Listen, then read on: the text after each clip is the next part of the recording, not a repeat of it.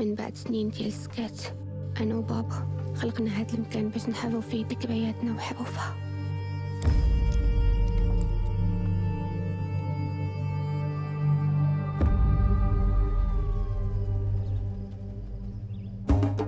ملي خرجتهم من ديارهم وجبتهم معايا لهنا كان الغرض ديالي نعاودو نبنيو الذاكرة من جديد. انت هو قال لك هو جيت هاك انت تعالى يا ونعيد لي تعالى. حاول الكلام اللي بقى مخنوق في ديورنا هادي سنين الحيوطة عندهم الودنين. حيت انا راه باغي نعرف شي حوايج. المقابر مشتوها والحقيقة مستوها. علاش كنقولوا راه كنقولها الحقيقة.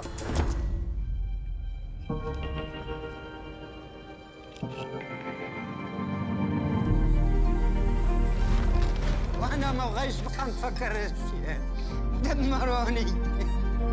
اش شفتي؟ حاجة ماشي كان كيحسب لي بلي تبدا الحيوط غيبدلهم.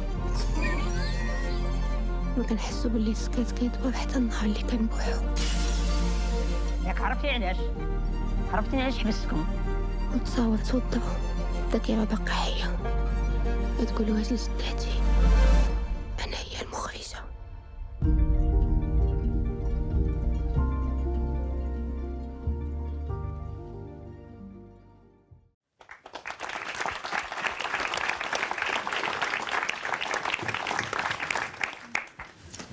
Et donc, on accueille Bénédicte Thomas, distributrice.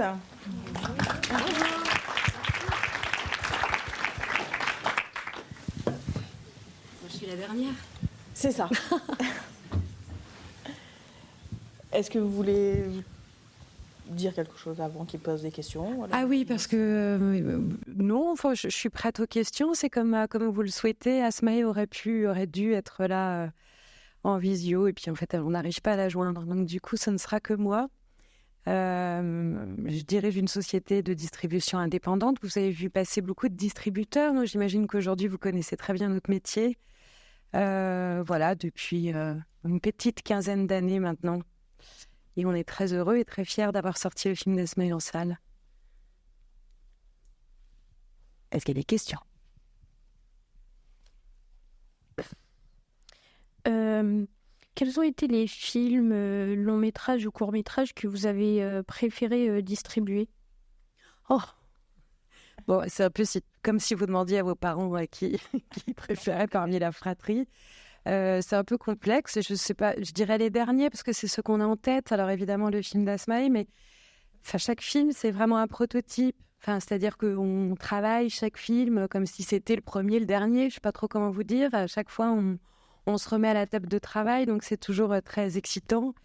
Donc le film d'Asmae, ça a été une très belle aventure, mais on vient de sortir aussi un film argentin qui s'appelle Los Delincuentes, que peut-être certains d'entre vous ont vu, qui était présenté aussi à Un certain regard l'année dernière. Et c'était là aussi une aventure formidable, parce que le film fait 3h10, et qu'en plus, on l'a co-distribué. On s'est associé à une autre société de distribution pour proposer un autre modèle, une autre façon de travailler les films. Donc voilà, on essaye à chaque fois de faire des choses nouvelles. Donc je dirais les 2 derniers, les 3-4 derniers. Mais je vous en citerai d'autres l'année prochaine.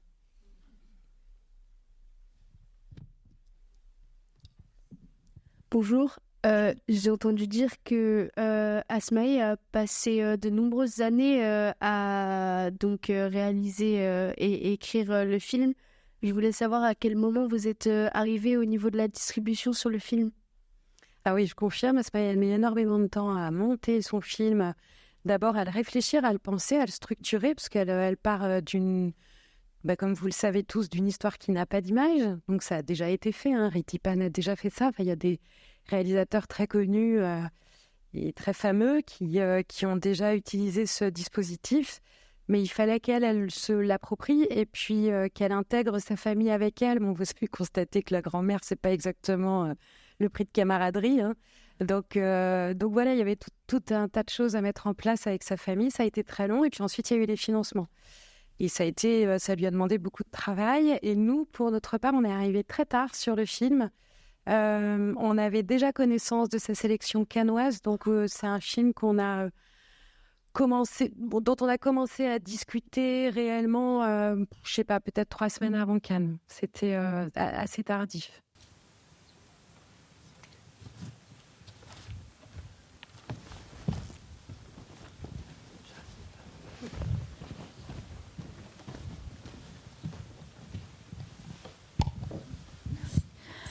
Est-ce que sa famille, elle était au courant des scènes qui allaient se produire ou par exemple, je pense à la scène de la caricature de la grand-mère.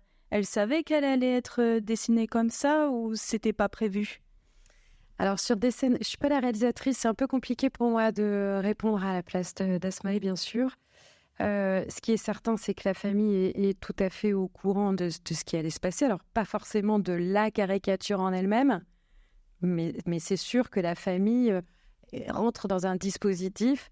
Et en fait, le travail d'Asmaï, ça a été surtout de mettre en place des situations. C'est-à-dire qu'en gros, elle a provoqué un dispositif, un système dans lequel sa famille a évolué. Et là, elle a été là au bon moment pour capter les réactions des uns et des autres. C'est-à-dire que ce ne sont pas des scènes qui sont écrites, parce qu'en fait, les protagonistes, ils font un peu ce qu'ils veulent. Mais en revanche, il y a un petit peu tout qui est construit autour d'eux pour que les choses puissent évoluer. Et elle-même a provoqué des situations en lançant une question, en provoquant les uns ou les autres. Mais ça a été long. Du coup, je développe un peu ma réponse. Peut-être ça répondra à d'autres questions, mais la présence de certains protagonistes n'était pas du tout une évidence. Elle a mis du temps à convaincre sa grand-mère. Comme vous le savez, elle n'est pas exactement aussi... Enfin voilà, les images, c'est un vrai problème pour elle. Donc, être dans un film, elle n'était jamais allée au cinéma. Hein. Donc, la grand-mère d'Asmaï, elle est allée pour la première fois de sa vie au cinéma au Festival de Cannes. C'était sa première projection et elle s'est vue à l'écran. Donc, c'est quand même quelque chose de très fort, mais aussi d'un peu violent. Donc, c'était quand même assez phénoménal. Et en fait, la grand-mère a été longue à persuader. Et lorsqu'elle l'a été, elle a posé tout un tas de difficultés sur le tournage. Elle se mêlait tout, elle voulait tout régenter. Enfin, c'était la bosse, quoi. Et Asmaï a fini par lui dire « Bon, écoute, ça va pas être possible, tu vas pas jouer. En fait, je te propose pour interpréter ton rôle parmi ces 2 comédiennes. Voilà, je les ai rencontrées, elles sont super. C'est elles qui vont interpréter ton rôle. » Et là, elle s'est vraiment fâchée en disant « elles sont super moches, ça peut pas être ces femmes pour me représenter. » Et c'est comme ça que ça s'est passé. C'est comme ça que finalement, elle a vraiment intégré le tournage. Et bon, ça a été un long chemin. Alors pour le coup, par rapport à la caricature, c'est une question que j'ai posée à Asmaï, donc je peux vous répondre. Je ne sais plus qui a posé la question, je vous regarde, mais oui, c'est vous, d'accord. Donc Asmaï raconte qu'elle a effectivement préparé la séquence, elle a annoncé à sa grand-mère que quelqu'un allait venir, l'a dessiné, et la grand-mère a dit oui, mais si ça ne me plaît pas, et Asmaï a dit mais si ça ne te plaît pas, tu as le droit de te fâcher, tu as le droit de partir, tu as le droit de râler, tu as même le droit de la casser. Et donc, quelque part, la grand-mère avait eu cette idée que c'était possible. Et donc, ce n'était pas évidemment induit par Asmaï. Elle ne lui a pas dit « et après, à la fin, tu te lèves et tu la casses ». Mais quelque part, dans l'inconscient de la grand-mère, elle savait qu'elle avait le droit de le faire. Donc, voilà. C'est qu'à la fois une réaction très, très spontanée, mais qui était quand même un peu encadrée, on va dire. Oui.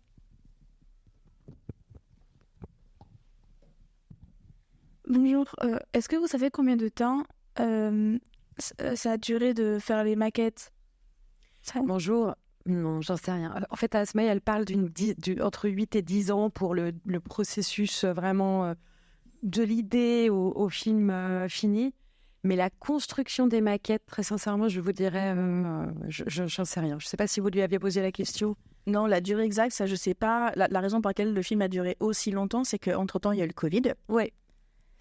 Et que du coup, tout ce qui a été prévu avant n'a plus été possible. C'est-à-dire qu'il devait partir tourner, je ne sais plus où. Et donc, il y a eu le confinement. Donc, pendant le confinement, ça a été compliqué aussi par rapport à... En fait, Asmaï a assez mal vécu cette période parce qu'elle allait rentrer en tournage.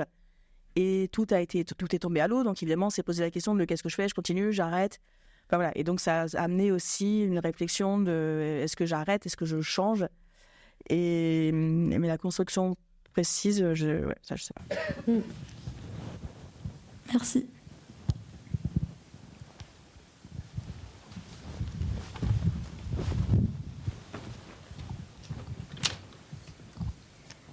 Bonjour. Savez-vous s'il y a eu des problèmes avec la sortie du film dans certains pays? Alors le film, c'est un film indépendant, hein, marocain. Donc comme mes collègues d'ARP avec le film iranien, le film n'est pas du tout distribué dans tous les pays. Il a eu une sortie suédoise, il aura une sortie américaine, il a eu une sortie marocaine. Et en fait, si vous parlez de problèmes politiques, vous parlez de problèmes, pour préciser par réponse, je sais pas. Envers le contexte historique vu dans le film. Oui.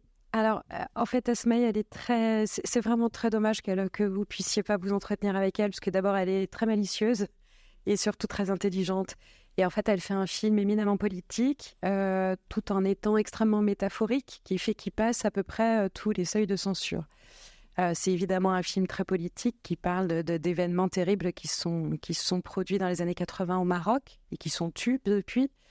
Mais en fait, le fait que le film soit à Cannes, le fait que ce soit un documentaire, que d'un seul coup ce soit un documentaire qui reçoive un prix de la mise en scène, bon, c'est rarissime, hein, des documentaires primés en mise en scène, qui se retrouve au Festival de Marrakech et qu'au Festival de Marrakech, il gagne l'Étoile d'Or. C'était jamais arrivé qu'un film marocain gagne l'Étoile d'Or au Festival de Marrakech, qui est un festival hyper important. Donc d'un seul coup, elle s'est retrouvée à la fois un peu intouchable parce que au niveau international, elle se retrouvait avec une notoriété énorme. Et puis en même temps, concrètement, si on le regarde au premier degré, le film, il n'est pas... Si ça peut être une histoire familiale, ça peut être... C'est tellement métaphorique qu'il y a peu de fils à tirer pour vraiment qu'elle puisse être inquiétée, quoi. Donc elle est très très subtile et je pense que c'est comme ça que ça fonctionne. Et donc non, il n'y a pas eu de problème. Les problèmes de diffusion qu'il peut y avoir, c'est évidemment l'aspect commercial. C'est-à-dire, est-ce qu'une sortie comme ça est rentable ? Et c'est ce qui fait que dans certains pays, le film n'est pas distribué. Mais je ne pense pas que ce soit pour des raisons politiques, justement pour ces raisons-là.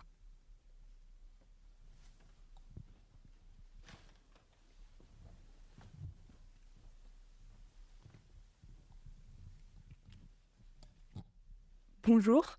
Quel argument donnez-vous pour le vendre ou le distribuer dans les cinémas ?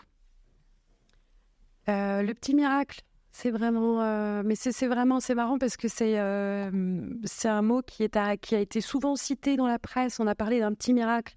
Et c'est vrai que c'est un petit miracle de production, c'est un petit miracle de réalisation. Et puis, il y a le côté petit qui, effectivement, est réel, et le côté miraculeux qui, d'un seul coup, devient un peu grandiose. Mais c'est un peu une réalité, c'est-à-dire que le film, il nous amène vraiment complètement ailleurs, avec beaucoup, beaucoup de simplicité, beaucoup d'intelligence. Et c'est vraiment comme ça qu'on l'a vendu. Puis après, en France, il y a quelque chose autour de la MENA-région, donc du Maghreb et du Moyen-Orient, qui sont des pays qui sont très proches du nôtre aussi. Donc il y a aussi une familiarité avec les Marocains, les Algériens ou d'autres pays du Maghreb. Donc il y avait aussi quelque chose de très fraternel, en fait, qui se joue entre nos pays. Et ça joue beaucoup dans la programmation, les histoires des uns et des autres avec les pays.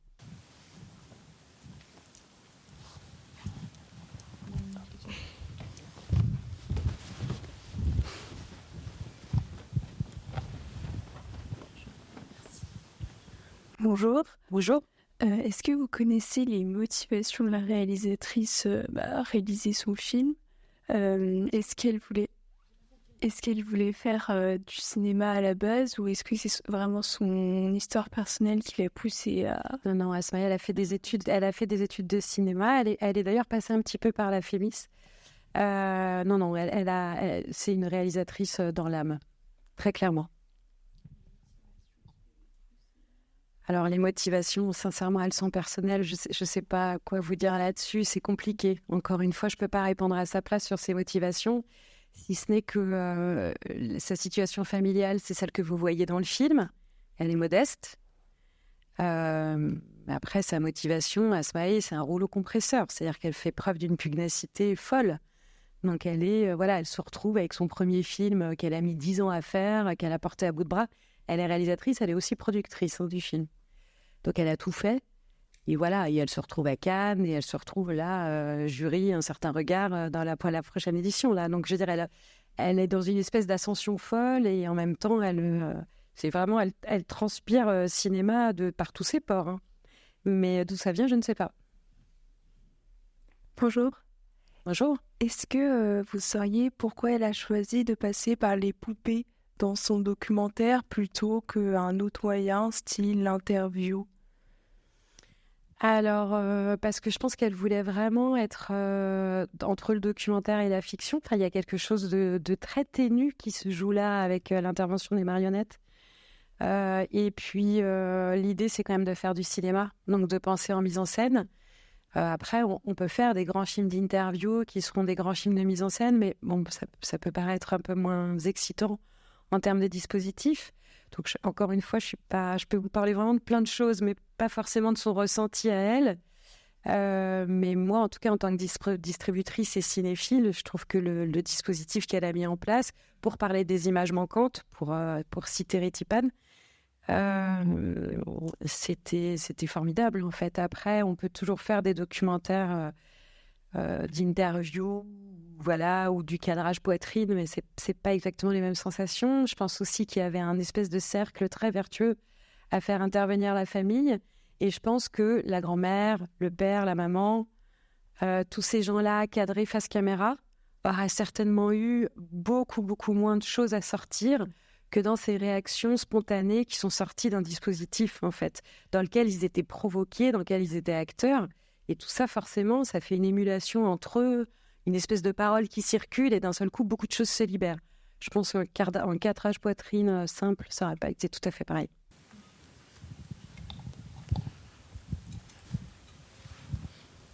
Bonjour, je voulais savoir quels sont les moments les plus marquants de votre carrière. Moi, les premiers marquants de ma carrière, je sais pas trop. Il y en a plusieurs. Bon, le premier film à Cannes, ça compte beaucoup quand même. C'est quand même un événement où d'un seul coup, la profession comprend vaguement qui on est. Parce qu'en fait, il y a vraiment des échelles de distributeurs. Il faut vraiment que vous le compreniez. ARP, par exemple, c'est un très grand distributeur indépendant qui était là juste avant moi. Moi, je fais partie des petits distributeurs indépendants, des petits poussés. Donc, parfois, on a un film qui fonctionne et puis, certains vont être attentifs à notre nom. Mais pendant très longtemps, dans le marché, on était un petit peu transparent. Et puis, d'un seul coup, on a un film à Cannes, 2 films à Cannes, un film qui marche très bien.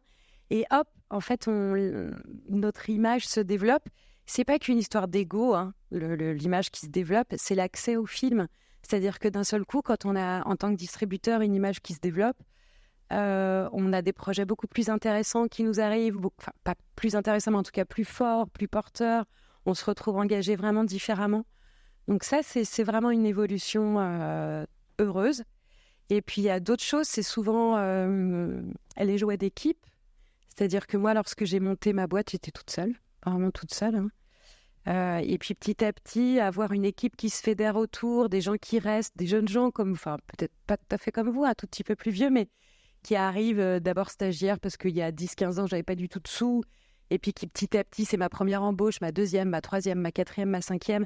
Et qu'il y a des joies comme ça d'équipe, ça fait vraiment partie du travail et du plaisir du travail. Bonjour. Est-ce que vous pourriez nous dire ce que ça apporterait à un film qui allait à Cannes, qui allait à Marrakech, donc à la mer de tous les mensonges, ce que ça lui apporterait de gagner le prix Jean Renoir? Ça serait énorme. Pour plein de raisons. D'abord, le film d'Asraï, c'est un film 100% marocain. Il n'y a pas du tout de financement français encadré sur le film. Je ne sais pas si vous avez parlé en classe des financements encadrés. Est-ce que vous savez un petit peu comment ça fonctionne? Et ça veut dire que c'est un film qui ne peut pas du tout avoir d'aide particulière pour la distribution, à part évidemment l'aide au programme que moi je peux avoir en tant que distributrice. Mais on ne peut pas avoir de contribution supplémentaire du CNC, de Canal+ ou autre. Donc ça veut dire que c'est un film qui ne va gagner de l'argent que sur ses entrées et ses éventuelles ventes télé. Et en fait, plus il y aura d'entrées sur le film, plus ce sera important pour nous, pour Asmae, pour continuer. Et puis un public lycéen, je trouve ça génial parce que, bon, d'abord, ça fera des entrées pour le film. Et sincèrement, c'est le nerf de la guerre. Enfin, je veux dire, on en a besoin. Et puis ensuite, ça porte un éclairage sur un pays frère. Enfin, le Maroc, c'est à côté, c'est le coin de la rue, quoi. Et puis sur toute une période politique dont je pense que vous n'aviez jamais entendu parler. Donc c'est important pour l'histoire, pour votre mémoire, pour notre mémoire à tous.